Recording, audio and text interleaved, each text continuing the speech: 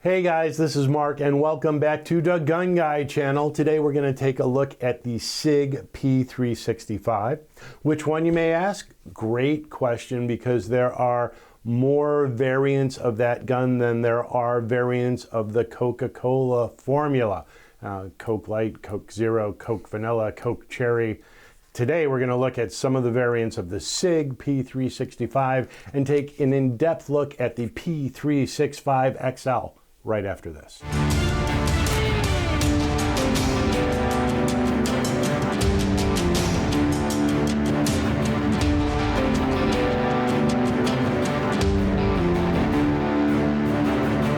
Hey guys, and welcome back. So my everyday carry for the last several years, actually close to a decade, has been a SIG.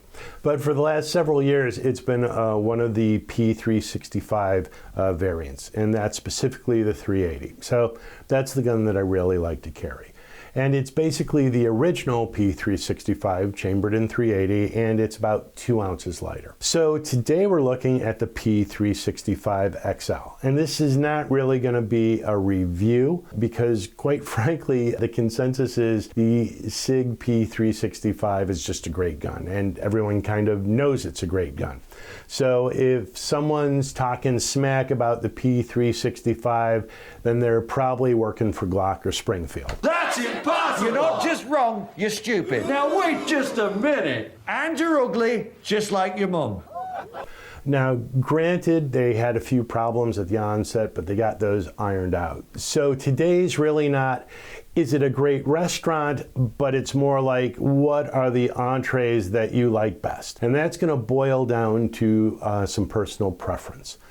So before we get to the reasons why I picked the XL off the menu, we're going to take a quick look at the history of SIG, go over some of the variants of the SIG P365, and how it really changed the everyday carry market and the micro compact market. We'll unbox the gun and we'll go over some of the features, and if we have time, we're going to put a red dot on it. I got the SIG Romeo X Compact because I really wanted an optics ready gun, because as I am getting older, my eyes are getting older, and I have discovered that a red dot really makes shooting a lot more pleasant for me. Elevator to lobby. Fine. Lobby, please. But if we don't have time, we'll do it as a separate video. But for right now, you know the drill. If you've been following us, if you've been enjoying the videos, learning something, please give us a thumbs up and subscribe them. That way you'll be the first to know about our videos when they come out. Also, if you don't want to hear about the history or the variants and you just want to get right to the unboxing and the specs on the gun, we mark all our videos with chapters, and you can just jump right ahead to what interests you. But for now, what interests me, and that's the history of SIG Sauer. So SIG was founded in 1853 by Friedrich Peyer Imhoff, Heinrich Moser, and Konrad Neher. And they actually didn't set out to start a gun company.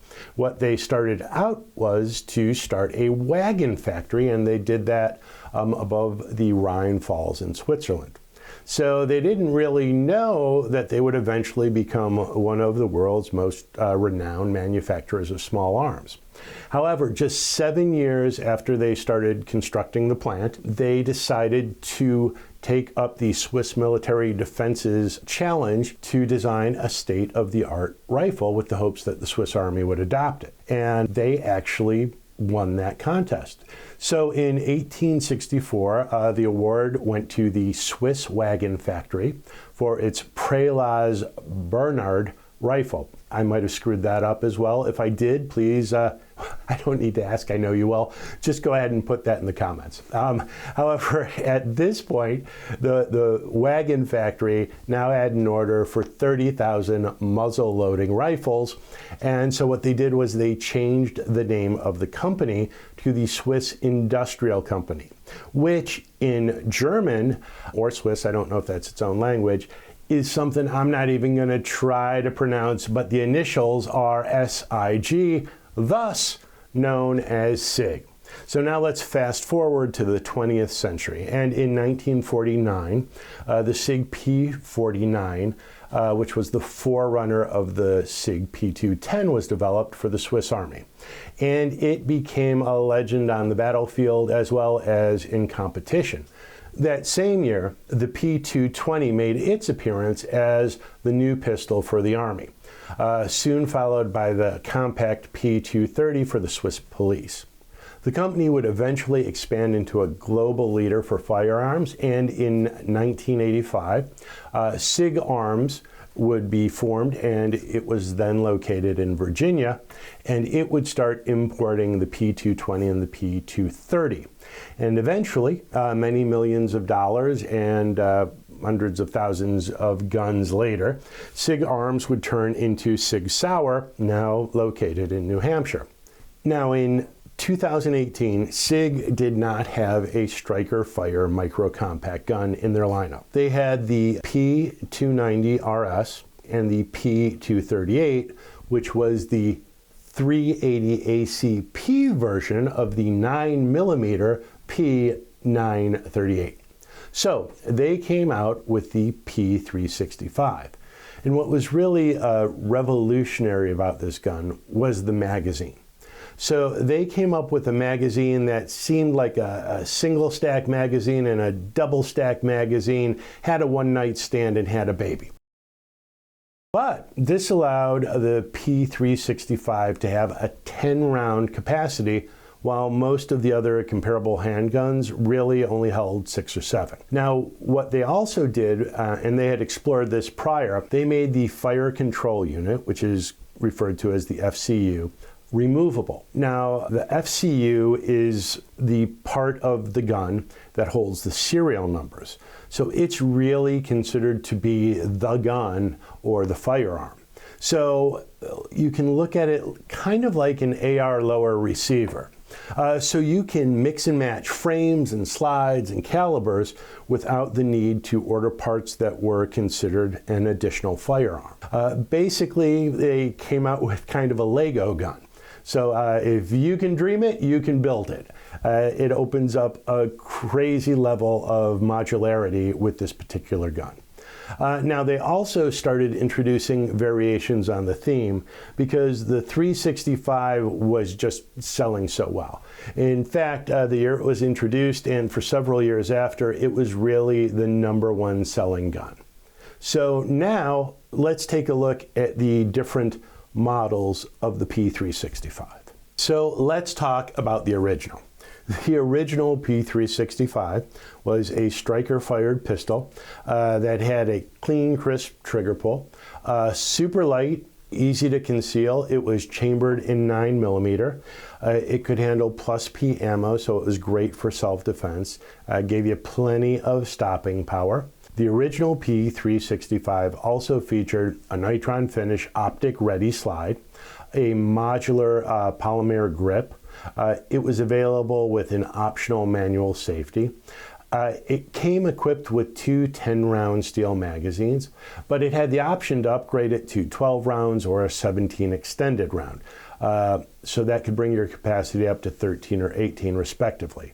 The original model of the P365 now comes optic ready. I just don't believe that the first versions of the gun actually came with that cut already in the gun. So the original measured at 5.8 inches long, 4.3 inches high. It was 1 inch wide. It weighed in at 18.5 ounces and had a 3.1 inch barrel. Then around June of 2019, the XL came out. And for the XL, basically they just stretched out the original a little bit. It had a standard 12 round as opposed to 10 round magazine, and we'll get to the specs when we do the unboxing. But this also involved lengthening the barrel from 3.1 inches to 3.7 inches and increasing the height from 4.3 inches to 4.8 inches. Now, the XL also came optic ready, and it fits the SIG optics, as you might guess, particularly well right out of the box. And it also can fit other optics with a little bit of tweaking. This version also comes with a manual safety or the option not to have that. Now there is also a 365 XL Spectre Comp, and this is from SIG's custom shop. SIG Spectre Comp features several really fancy features that you don't see on the stock P365XL. This includes distressed finishes, unique cutouts on the slide, a gold barrel if you want, and even a skeletonized flat trigger. So basically there is a whole section on the SIG site where if you want to custom build a P365 from the ground up, you can. And we're not even going to get into how many variations on that theme you can do. However, in October of 2019, SIG came out with the SIG SAS, which is the SIG anti-snag version of the P365. Now, this also had an optional ported barrel and slide. No front sight. It was a flush takedown and slide catch levers on the frame. And basically it is as it says. It was designed and smoothed out so that there was little to no chance that that gun would snag on anything when you were carrying it and drawing the gun. Other than that, basically the SAS had the same dimensions and weight as the original P365. Next on their hit list, around 2021, SIG released the P365X, which incorporated many of the features of the P365XL, including the flat trigger, removable rear sight, which can be substituted for an optic, a longer hand grip, which accommodates the flush-fitting 12-round magazine, but instead of having the longer slide, it basically has the same slide as the original. So the slide is shorter and it has the grip from the P365XL. Moving on, in February of 2022, SIG announced yet another variant of this gun. Now this one was chambered in 380 ACP and it is very cleverly called the P365-380. It is also available with both a safety and without a manual safety. And it is basically the same gun as the original, but chambered in 380 ACP. And the difference is 2 ounces. It weighs 2 ounces less. Now, during 2022, SIG also then introduced the P365X Macro. Now this is a larger variant of the P365 and branded as the X Macro with a 17-round capacity. It measures 5.2 inches high, 6.6 inches long, and it maintains the barrel of 3.1 inches while it has a width of 1.1 inches. In October of 2023, SIG released the Legion variant of the P365. And Legion tends to be their super high-end variant on any of their guns. It features a gray finish, a grip module with grip panels, and a pre-installed magazine well. It also features a removable plate on the slide, which allows for the installation of a red dot, and it traditionally ships with 3 17-round magazines where legal. And just when you think they were about done, SIG now came out with the SIG P365 Fuse, which is basically a full-size P365. So it has a length of 7.2 inches, a height of 5.1 inches, weighs 23.1 ounces, and again, where legal, holds up to 17 round magazines.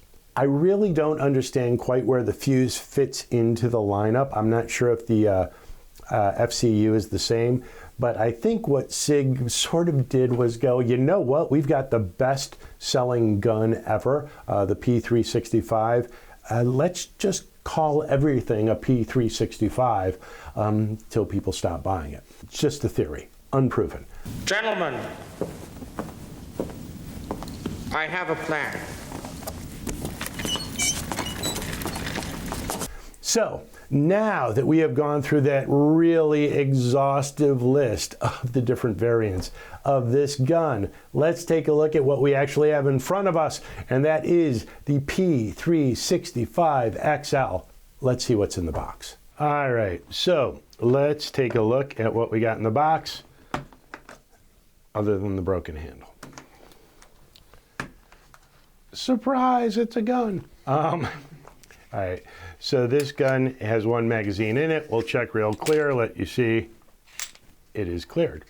So we get a gun with one magazine, a SIG SAUER sticker, the manual and safety instructions, some promotional material,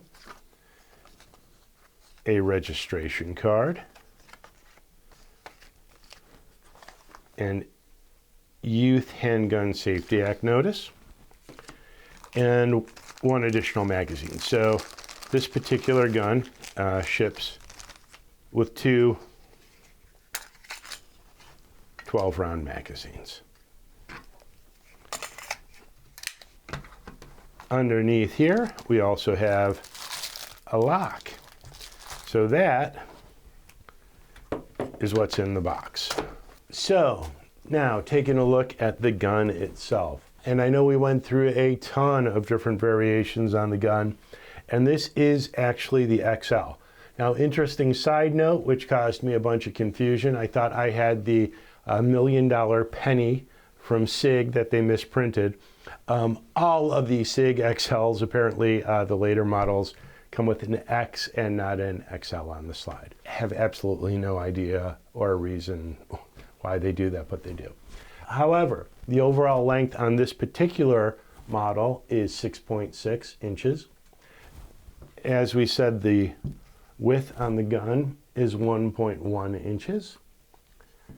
The height is 4.8 inches. The barrel length is a 3.7, which is 0.6 longer than the original. The weight on this gun is 20.7 ounces. So let's check that real quick.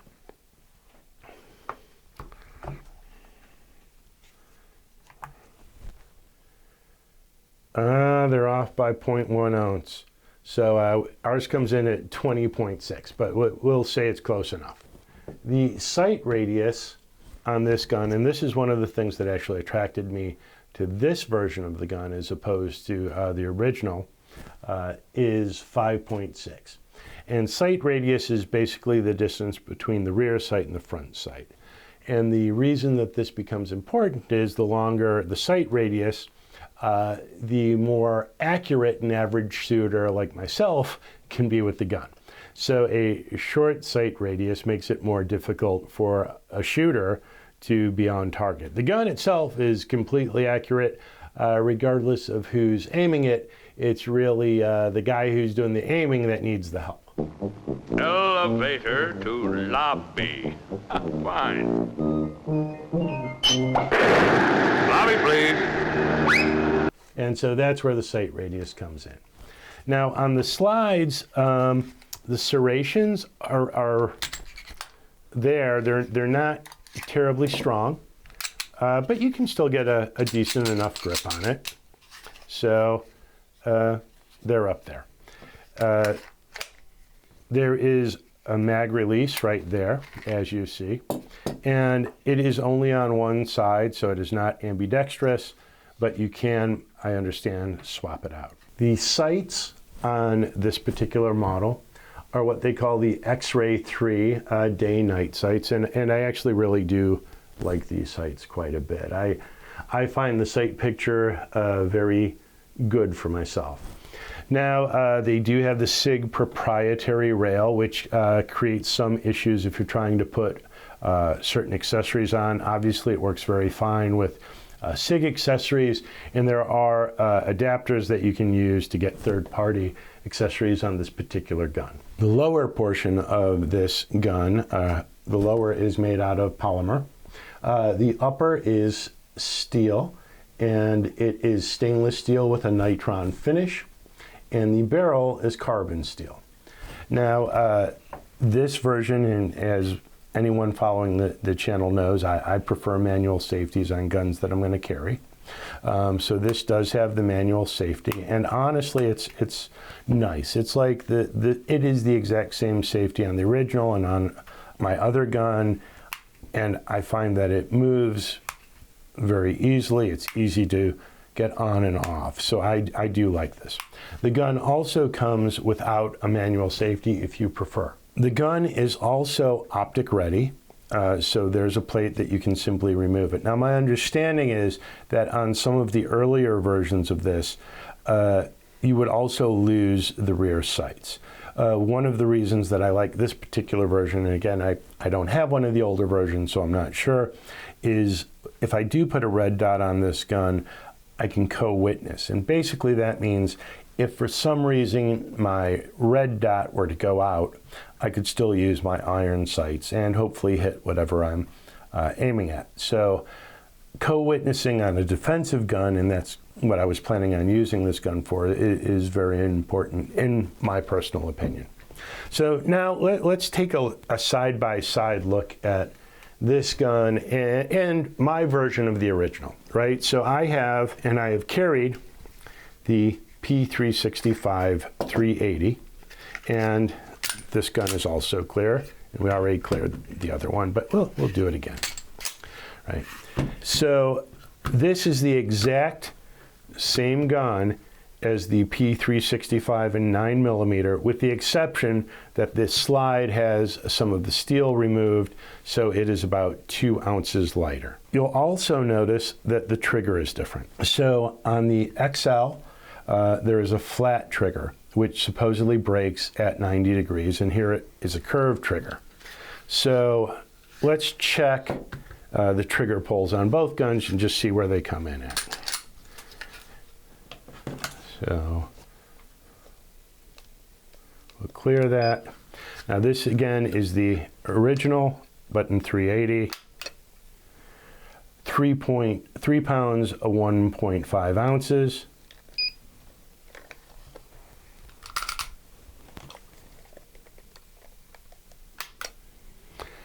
£3, 2.9 ounces.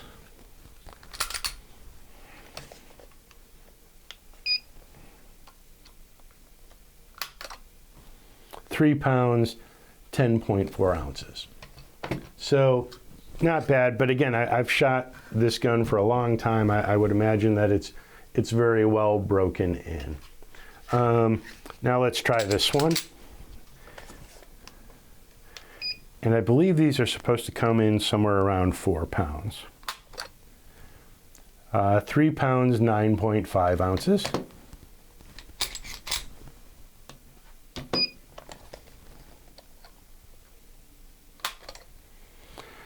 £4, 0.5 ounces.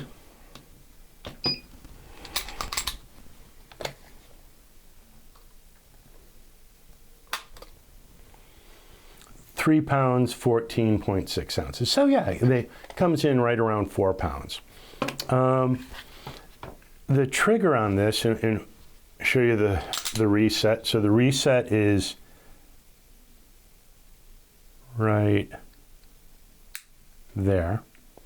And there is a bit of creep with the P365s, but honestly, I like this, and I've kind of grown accustomed to this trigger on the P365. So I find that I shoot it relatively well with a little practice. So we'll squeeze it, and you can see there is some creep, but indeed at 90 degrees roughly, the trigger does break. Do it again, just so you guys can see if you want.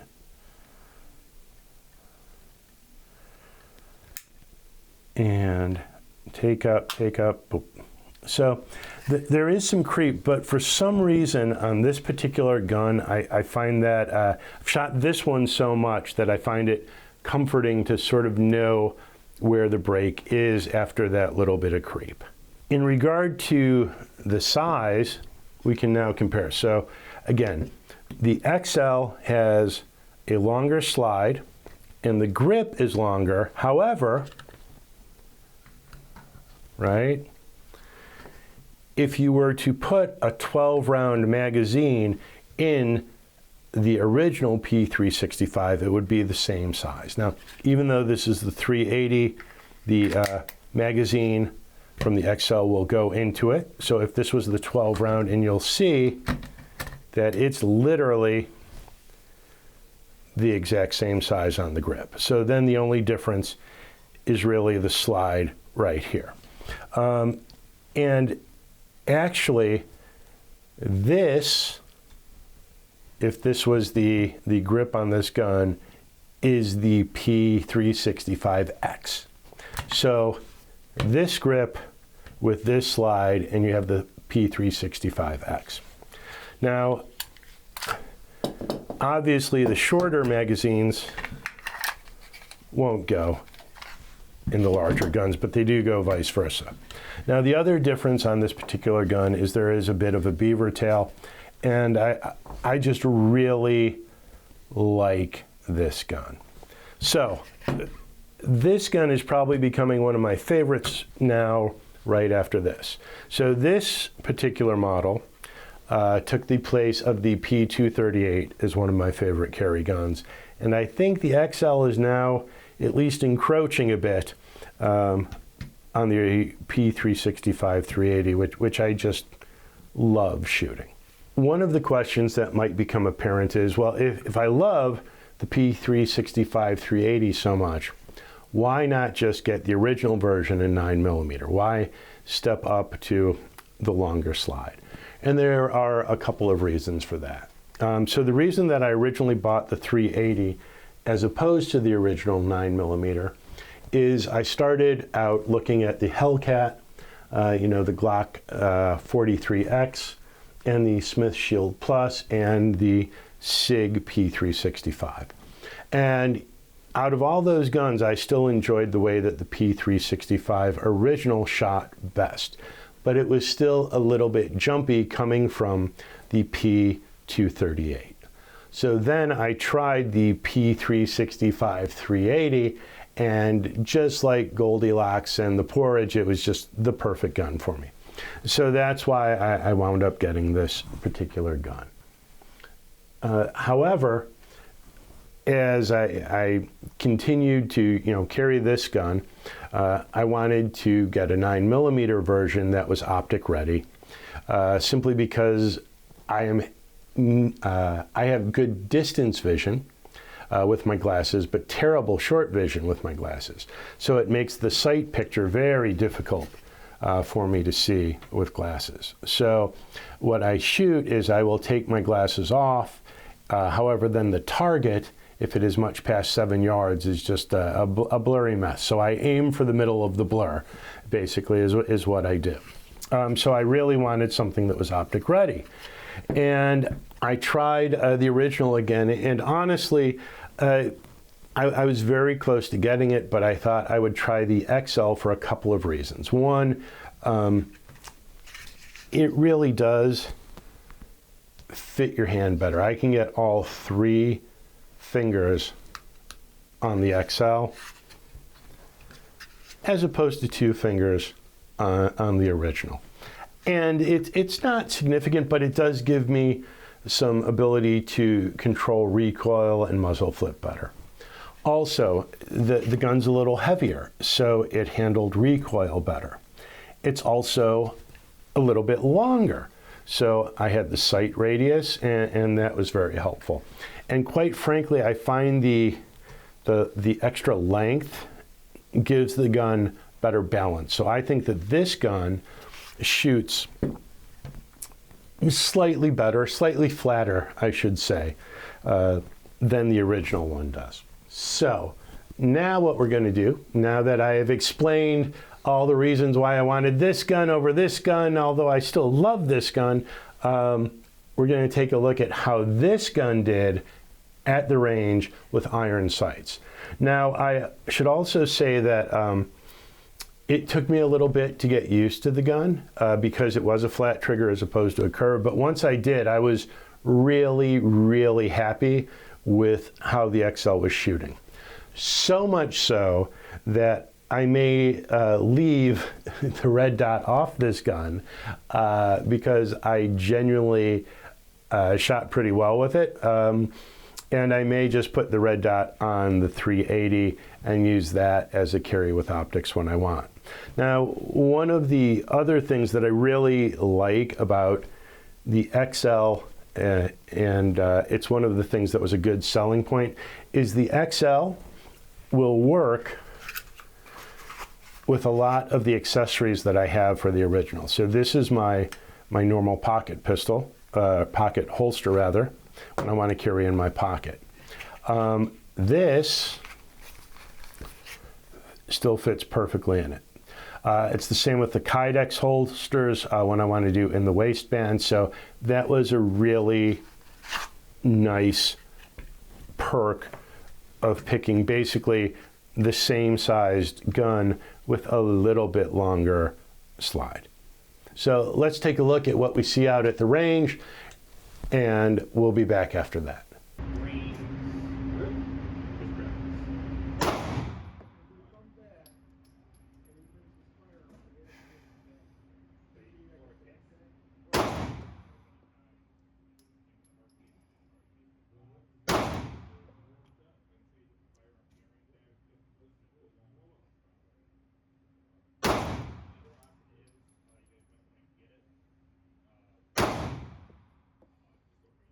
Much better.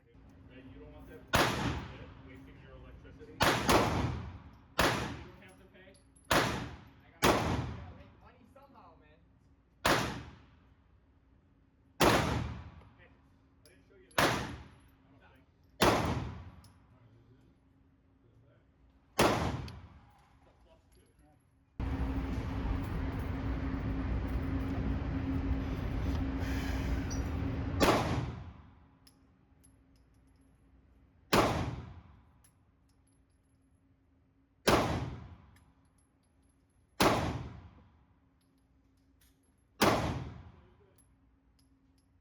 One of the last things that we're going to do is just take a look at how these guns break down. And at real quick, honestly, because of the modularity of the guns, I kind of want to see if this slide will fit on this grip. So we're going to do that too. And hopefully I'm not going to mix up the parts and screw up the guns forever. So take this back and you bring, oops, the takedown pin down, oops. You bring the takedown pin down, slide it back, and you bring it forward. And those little holes that have been drilled out in that slide, I believe that is where you will see the 2 ounce difference from this and the original. We're going to do the same with this. Oop. This is a lot stiffer. There we go. Can't use my left hand right now, so that's a little problematic. And this slides apart like that. So you can see the difference. Now, in theory, because of the modularity of these, this should fit on this. So let's give it a go.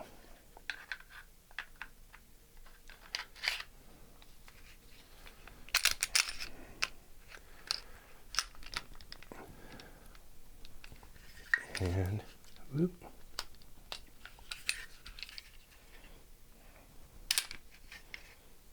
Well, there we go. So now we have actually turned our P365XL into a P365X380. However, I don't have a magazine for 380s that would fit in this. But it is kind of neat how the modality on that works. And I don't really know, so we're just going to try it for now. See if this will go on. I don't know if this will actually fit on this gun.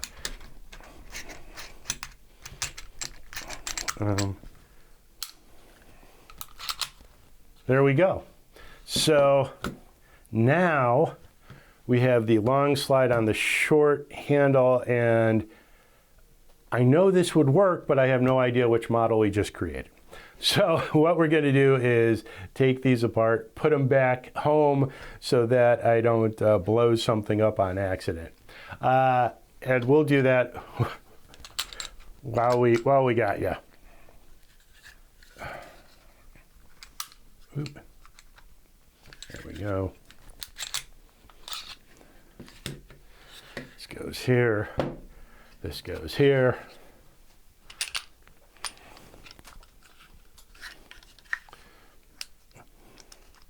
It goes there.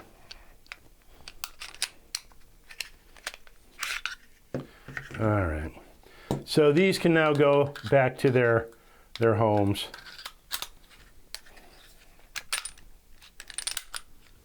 There we go. We are back to our 380 P365. We will